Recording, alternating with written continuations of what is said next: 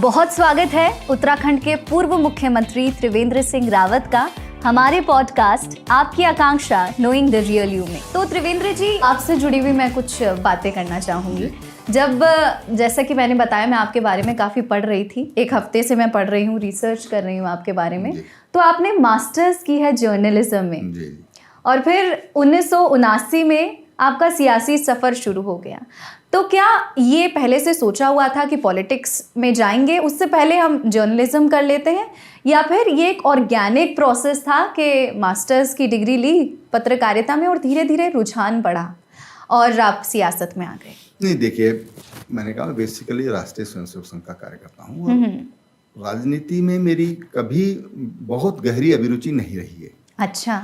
College life में भी, college में चुनाव होना चाहिए, वहाँ पर छात्र संघ बनना चाहिए, उसके लिए मैंने संघर्ष किया। लेकिन मैं छात्र संघ का नेता बनूं, मैंने कभी उसके लिए कोई संघर्ष नहीं किया। मुझे भी छात्र संघ का अध्यक्ष होना चाहिए, कभी नहीं किया। और जब मैंने उसके लिए लड़ाई लड़ी और छात्र संघ का चुनाव हमारे कॉलेज में हुआ जी, तो मैंने उसमें कहीं भागीदारी नहीं करी। सबको लगता था कि ये भागीदारी करेगा, लेकिन मैंने उसमें कोई भागीदारी नहीं करी। 1981 में राष्ट्रीय स्वयंसेवक संघ का प्रचारक बना। अच्छा।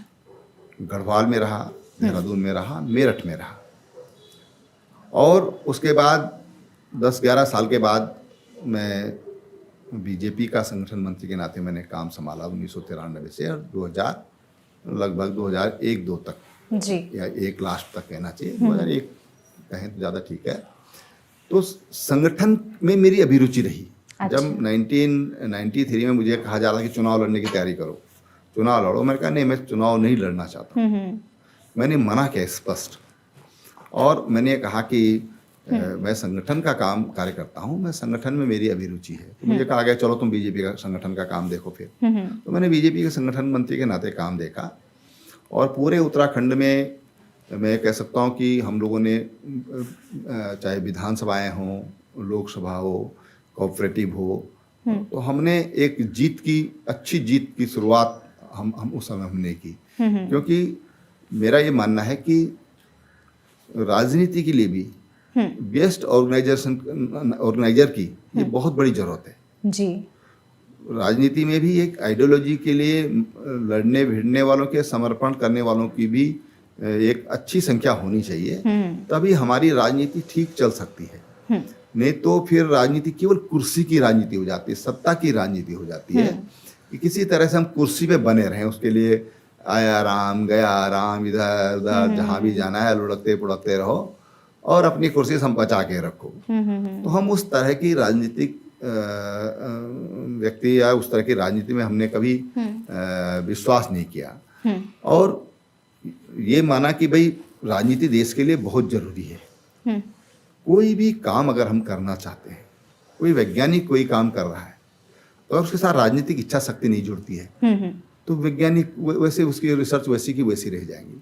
तो बहुत जरूरी है कि उसके साथ राजनीतिक इच्छा शक्ति हो। हम पर्यावरण की बात करते हैं, आज पर्यावरण संरक्षण के लिए अगर उसके साथ राजनीतिक इच्छा शक्ति नहीं, कुछ भी काम हो, मैं समझता हूँ 1-2 उदाहरण देना काफी रहेगा।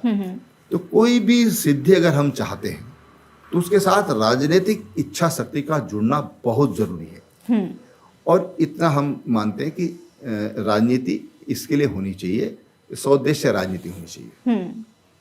अच्छा त्रिवेंद्र जी, हम और आप देहरादून में बैठे हुए हैं, ठीक ठाक ठंड का मौसम है, लेकिन हमारे पड़ोसी राज्य बिहार में, जैसे आपने आया राम गया राम का जिक्र किया, तो अभी मेरे दिमाग में ये सवाल बना कि वहाँ पर नीतीश कुमार मुख्यमंत्री पद की शपथ ली है और दोबारा शपथ ग्रहण की है, लेकिन बीजेपी का दामन थाम कर। क्या लगता है कितना फायदा हो पाएगा आगे जाके? नहीं, देखिए, कई बार क्या होता है कि राजनीति में बड़े हित के लिए कुछ चीजें त्यागनी पड़ती हैं, छोड़नी पड़ती हैं। मकसद, आपने किस मकसद से सब कुछ किया है, वो मकसद स्पष्ट होना बहुत जरूरी है कि हम किसको चुने। नीतीश कुमार जी ने भारतीय जनता पार्टी को चुना है, तो निश्चित रूप से बिहार का भला ही होगा। अच्छा। देश की राजनीति का भला ही होगा, ये मेरा मानना है। और यही सोच करके ये जो नीतीश कुमार जी ने शायद भारतीय एनडीए को ज्वाइन किया है। अच्छा, बिहार की राजनीति की बात कर ली, उत्तराखंड की राजनीति पर जब हम गौर करते हैं तो जब से उत्तराखंड का गठन हुआ 2000 से ही, भारतीय जनता पार्टी का कोई ऐसा मुख्यमंत्री नहीं रहा है जिसने अपना फुल फ्लेज्ड टेन्योर पूरा किया है।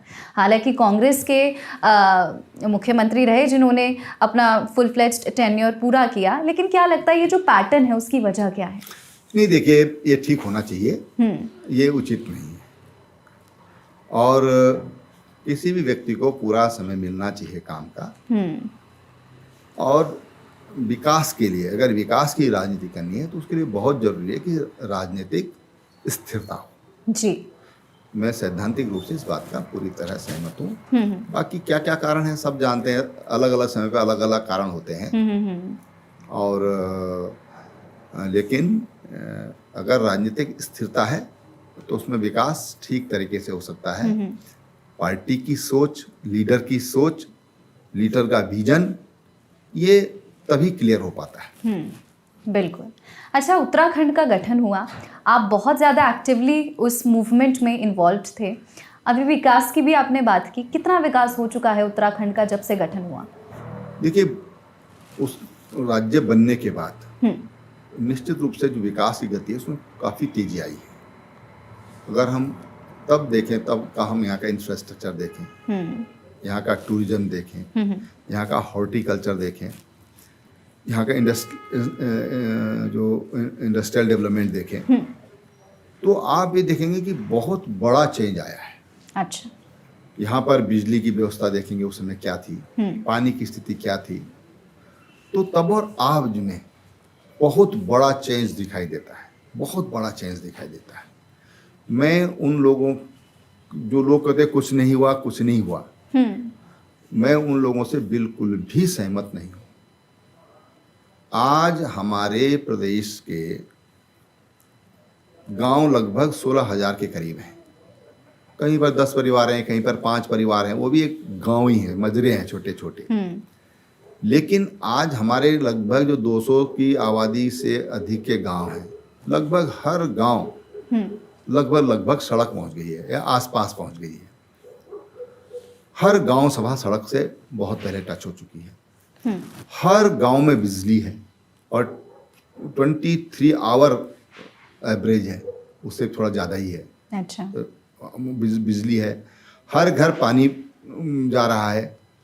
आज school, college, universities, technical university, private college, private management college आज उत्तराखंड में बहुतायत में है, बहुतायत में खुले हैं। तो हर जगह आज अगर हम देखेंगे तो बहुत बड़ा चेंज आया है। मुझे तो जब मैं मुख्यमंत्री बना था 2017 में, मेरे पास उस समय 934 डॉक्टर थे, और जिस दिन मैंने मुख्यमंत्री का छोड़ा उस दिन मेरे पास लगभग 2,500 डॉक्टर थे।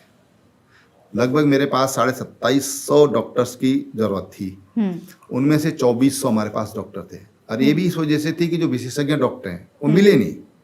मैंने उड़ीसा में कोशिश करी, मैंने दक्षिण में कोशिश करी, मैंने आर्मी चीफ से उस समय बातचीत करी कि आर्मी के रिटायर्ड डॉक्टर हमको मिल जाए, पर विशेषज्ञ डॉक्टर मिले नहीं। आज भी उनकी कमी है, पूरे देश में कमी है। और इसलिए हर सेक्टर में आप देखिए तो बहुत अच्छी तरक्की हुई है, ये मैं कह सकता हूँ। लेकिन डेवलपमेंट ये सतत प्रक्रिया है, सतत प्रक्रिया है। उसी सतत उसमें नई नई चीज़ें जोड़ना, नए नए सुविधाएं उसमें देना, ये डिमांड